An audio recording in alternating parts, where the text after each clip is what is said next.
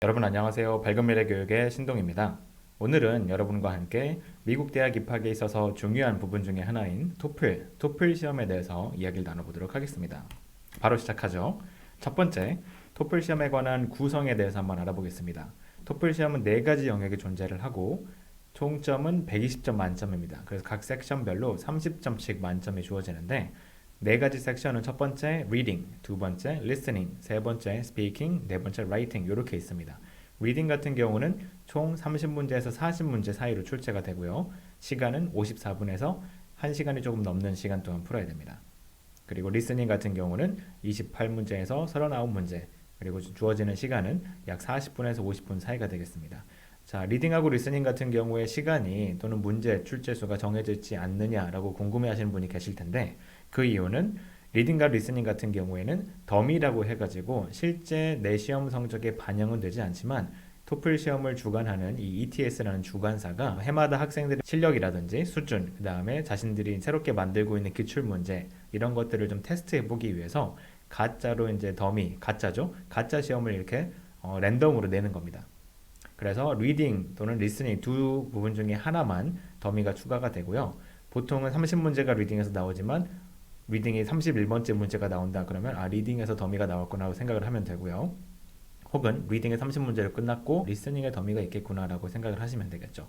그렇지만 더미가 어디에 나올지, 그러니까 리딩에서도 앞에 나올지 뒤에 나올지 이런 거는 몰라요.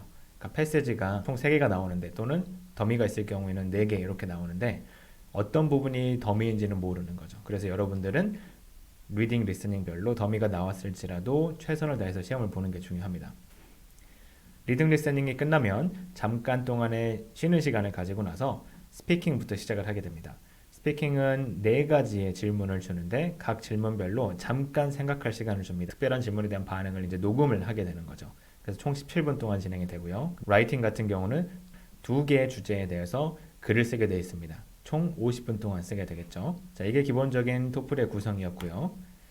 그 다음에 출제되는 그 시험의 컨텐츠를 보게 되면 리딩 같은 경우는 총 3개에서 4개 정도 지문이 나오고 한 지문당 10문제가 나옵니다. 여기서 출제되는 지문들은 대학교 University Introductory Course Textbook, 대학교 개론 텍스트북에서 출제한 그런 텍스트가 나옵니다. 그래서 전문적인 어떤 배경 지식을 요한다거나 그런 경우는 없고요. 것들을 많이 알면 이 지문들을 쉽게 이해하고 문제를 풀 수가 있습니다. 리스닝 같은 경우는 3개에서 4개 렉처하고 그 다음에 컨버세이션으로 이루어지는데 렉처라는 거는 대학교 수준의 강의를 총 5분에서 6분 정도 들려줍니다. 굉장히 길죠. 이걸 들으면서 필기를 해야 됩니다.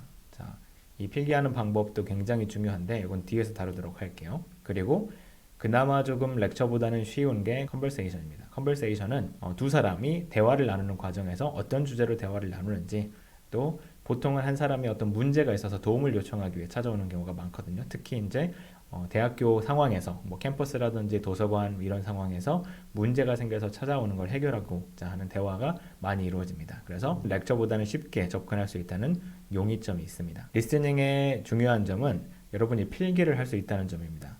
렉처라든지 컨버세이션 녹음을 듣는 중에 여러분이 A4 용지에다가 내가 원하는 것들을 적을 수가 있어요. 그런데 적는 방법도 굉장히 중요합니다. 자, 쓸데없는 정보, 필요 없는 정보를 적게 되면 그거를 기재하는 순간에 들리는 녹음이 머릿속에 남지 않고 넘어가겠죠. 그래서 필기하는 방법도 굉장히 중요하니까 따로 공부를 해야 되고요. 세 번째 스피킹 같은 경우는 첫 번째는 인디펜던트 스피킹입니다. 자, 자유주제를 줍니다. 그래서 내 생각을 자유롭게 이야기를 하면 됩니다. 두 번째부터 네 번째 스피킹의 질문 같은 경우에는 뭔가 특별하게 디렉션을 줍니다. 이거에 대해서 이야기하시오. 그러면은 거기에 대해서 나의 리스폰스를 이야기를 하면 되겠죠. 그래서 보통 40초에서 65초까지 시간을 주게 되고 준비할 수 있는 시간은 15초에서 30초 정도 줍니다. 마지막으로 라이팅 같은 경우는 2개의 토픽에 대해서 글을 쓰도록 하는데 키보드로 타이핑하는 거예요. IBT 시험을 본다고 가정해서 첫 번째 같은 경우는 지문과 함께 연계된 글쓰기 지문이 나옵니다. 그래서 20분을 주고 어떤 짧은 글을 읽고 거기에 대한 반응이라든지 이 글에서 뭘 이야기하고 있는지 이런 것들을 정리하는 문제라고 보시면 되겠고 두 번째 같은 경우는 independent writing이라고 해서 어떤 주제를 주는데 거기에 대한 내 생각을 자유롭게 쓰시오, 뭐 경험을 쓰시오 이렇게 이제 주제를 줍니다. 그래서 30분 정도 시간을 주고요. 자, 타이핑을 하는데 우리가 자주 쓰는 워드라든지 한글 프로그램처럼 내가 오타를 냈을 때 그걸 표기해주는 이런 게 전혀 없어요. 그래서 말 그대로 그냥 메모장, 윈도우에 있는 기본 텍스트, 노트패드 그런 프로그램이라고 생각을 해야 돼요. 그래서 내가 타이포를 냈을 때 전혀 표기가 되지 않기 때문에 타이포, 그 다음에 뭐 띄어쓰기라든지 대문자, 소문자 구별 이런 것들도 좀 연습을 해둘 필요가 있습니다. 그리고 또 하나 중요한 거는 단어 수의 제한이 있다는 거죠. 너무 짧게 써도 안 되고 너무 길게 써도 안 됩니다. 자, 보통 단어 제한 같은 경우는 뭐 250단어 이상 뭐 이렇게 이제 주는 경우가 있는데 이거는 각 지문에 요구사항에 맞춰가지고 작성을 하면 되겠죠. 그러면 대학에서 요구하는 토플 점수, 미국 대학이 되겠습니다. 토플 점수는 몇 점 정도가 될까요? 제가 몇 가지 자료를 가져왔습니다. 자, TOEFL requirement by college인데 첫 번째, 예일 같은 경우는 최소 minimum requirement 토플 점수가 100점 이상입니다. 그리고 괄호로 밑에 25 플러스라고 되어 있는 부분은 토플에 아까 네 가지 영역이 있다고 말씀을 드렸는데 네 가지 영역에서 최소 25점 이상은 각각 다 받아야 된다는 이야기예요. subsection score라고 하는데 subscore들의 requirement를 정하는 이유는 어떤 학생이 리딩이라든지 리스닝을 특출나게 잘하는데 스피킹, 라이팅을 잘 못해요.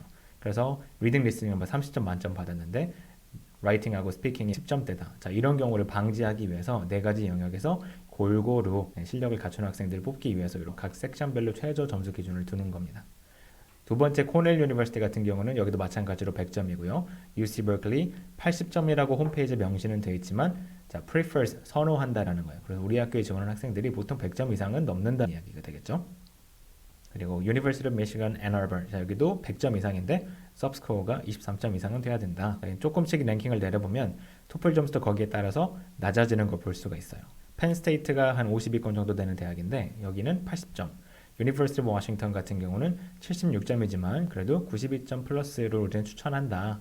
그리고 인디애나 같은 경우는 79점. 자, 이렇게 학교별로 토플 요구 점수 기준이 다릅니다. 그래서 여러분이 지원하고자 하는 대학의 홈페이지를 꼭 방문하셔가지고 우리 학교에서 요구하는 토플 점수가 몇 점인지를 반드시 확인을 해야 됩니다.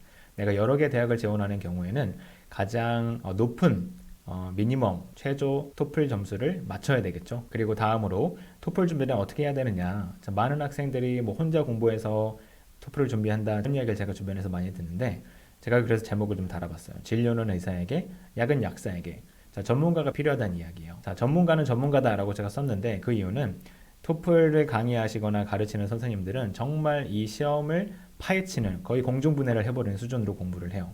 뭐 유형은 어떻고 포맷은 어떻고 최근에 뭐 새롭게 기출됐던 문제들은 어떤 유형이 있는지 이런 것들을 거의 정말 분석하는 수준이기 때문에 우리 학생들은 이렇게 준비할 수 있는 시간이 없죠. 그래서 전문가 선생님들에게 기본적으로 토플 시험의 포맷이라든지 문제 유형 등을 먼저 가르침을 좀 받아야 돼요. 그리고 올바른 공부법. 내가 아무리 혼자 공부를 해도 공부법이 잘못되면 고득점을 올릴 수가 없어요. 그래서 올바른 공부법, 여기서 말하는 공부법이라는 거는 유형별로, 섹션별로 문제를 푸는 공략법이 있어요. 자, 그거를 먼저 배운 다음에 그게 어느 정도 습득이 되면 그 뒤에부터는 자연스럽게 모의고사 풀이를 통해서 실전 훈련을 해 나가는 거죠. 그리고 또 한 가지는 네 가지 영역 중에 내가 잘하고 못하는 분야가 분명히 있을 거예요. 모의고사를 보게 되면. 그 중에서도 취약한 부분을 집중적으로 공략을 해야 돼요. 최저 점수가 나오는 영역을 많이 끌어올려야지 토플 점수가 고득점이 나올 수 있는 겁니다. 그리고 리스닝 영역 같은 경우는 필기가 굉장히 중요하다고 아까도 말씀을 드렸어요. 그리고 마지막 스피킹 라이팅은 이 템플릿이라는 게 존재를 하는데 템플릿이란 거는 말 그대로 기본 틀이에요. 그래서 어떤 주제의 스피킹, 어떤 주제의 라이팅이 나오더라도 내가 기본적으로 이 틀만 좀 준비를 해서 가면 나오는 주제에 맞춰가지고 멋들어지게 말을 하거나 글을 쓸 수가 있다는 뜻이에요. 그래서 이것도 활용을 해야 됩니다. 이렇게 열심히 준비를 했는데 만약에 토플 내가 대학교에서 요구하는 최저 점수를 맞추지 못하게 된다면 자, 그러면 어떻게 해야 될까요? 자, 안타깝지만 방법은 이제 pathway를 찾는 수밖에 없어요. pathway라는 거는 여러 가지 종류가 있는데 정규 토플 점수가 안 나오는 학생들을 대상으로 대학교에서 여러 가지 방법을 통해서 학교에 진학할 수 있는 대안을 마련해 준다라고 생각하시면 돼요. 그래서 pathway 종류에는 여러 가지가 있지만 첫 번째로 말씀드리고 싶은 거는 conditional acceptance입니다. 자, 조건부 입학이라고 하는데 어떤 사람들은 조건부 입학을 pathway가 아니라고 보는 사람도 있고 또 넓은 틀에서 pathway 중에 하나다라고 보는 사람도 있는데 conditional acceptance라는 것에 대해서 설명을 한번 좀 하고 넘어가야 될 것 같아요. 자, 예를 들어 내가 미시건 스테이트 유니버시티에 지원을 하는데 여기 토플 점수가 최저 기준이 80점이에요. 근데 내가 80점 못 맞췄어요. 예를 들어 65점, 70점을 맞았어요. 자, 그러면 이 학교에 서류를 내면 바로 탈락시키느냐? 자, 그런 건 아니에요. 내가 다른 조건들, 내신이라든지 SAT 점수라든지 자, 이런 모든 조건들을 충족을 했는데 토플 점수만 조금 미달이다. 자, 그런 경우에는 학교 자체적으로 조건부 입학이라는 걸 줘요. 자, 조건부라는 거는 만약에 내가 1학년으로 입학을 해서 다른 친구들은 이제 정규로 1학년 과정 수업을 듣겠죠. 그렇지만 조건부 입학을 받게 되면 1학년으로 시작은 하지만 내가 정규 과목을 못 듣는다든지 미국 대학은 새 학기가 이제 가을 8월이나 9월에 시작을 합니다. 그리고 합격 결과는 보통 1월에서 3월 사이에 많이 나오거든요. 12학년 이제 졸업할 때. 그러면 내가 새 학기가 시작할 때까지 한 5개월 정도 시간이 있는 거예요. 그래서 어떤 학교들은 컨디셔널 액셉턴트를 주고 하기 전까지 7월이나 8월까지 토플 점수를 최저 점수인 80점까지 맞춰와라. 그러면 정규 입학으로 바꿔줄게. 이런 경우도 있습니다.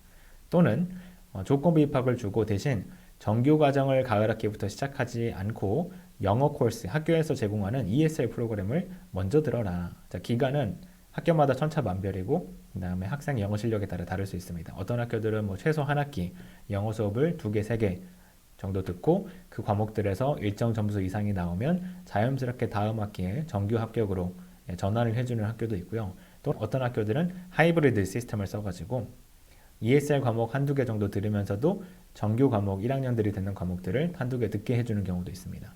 그래서 이건 학교마다 다 다르기 때문에 한번 확인을 꼭 해봐야 되고요. 학교마다 부르는 명칭이라든지 세부적인 조건들이 다 다릅니다. 그래서 이런 걸 일단 확인해 볼 필요가 있고요. 모든 학교들이 이런 패스웨이를 제공을 하느냐? 그건 아니에요. 상위권 대학들은 패스웨이가 거의 없고요. 보통 중위권, 70위권 밑으로 내려가야지 또는 100위권 초중반대 학교들이 종종 있을 수 있습니다. 그래서 잘 확인을 해보시고 미국 대학을 가는 방법은 여러 가지가 있어요. 그래서 내가 모든 조건을 못 맞춘다 하더라도 전문가 선생님하고 상담을 통해서 미국 대학을 진학할 수 있는 방법이 있는지 어떤 방법이 나한테 최적의 공략법이 되는지를 확인을 하고 준비를 해 나간다면 여러분도 미국 대학생이 될 수 있습니다. 자, 오늘은 여기까지 토플에 대해서 알아봤고요. 다음에 더 유익한 영상으로 찾아뵙도록 하겠습니다. 감사합니다.